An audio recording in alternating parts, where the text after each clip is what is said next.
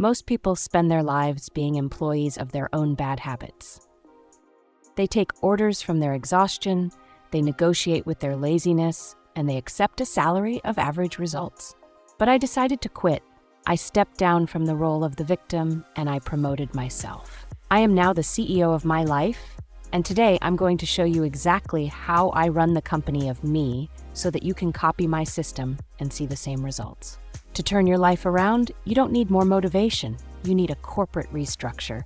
I use 3 specific case studies within my own life to maintain 100% control. Case study number 1, the hostile takeover of the morning.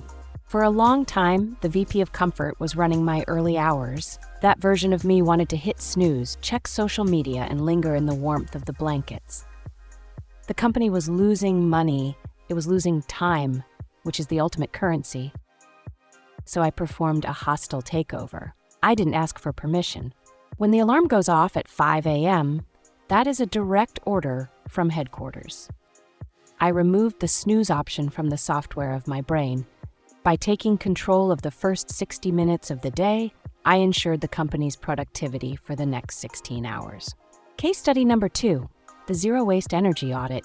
As the CEO, I looked at my energy balance sheet and realized I had too many cost centers. I was spending high-value energy on low-value people and reactive dreaming. I was manufacturing worry, which is a waste of mental resources. I implemented a lean manufacturing protocol for my social life and my digital consumption.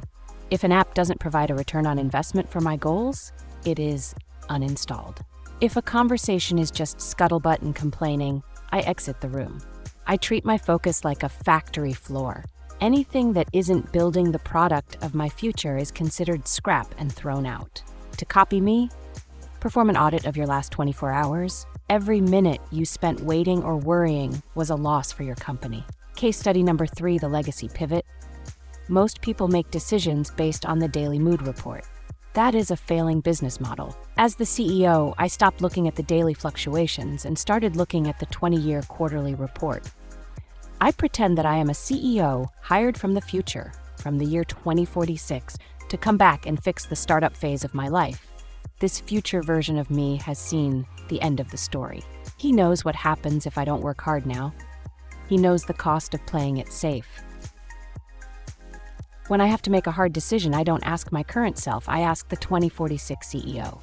He always gives the same answer: do the work, close the deal, protect the legacy. To copy me, stop being a slave to your current feelings.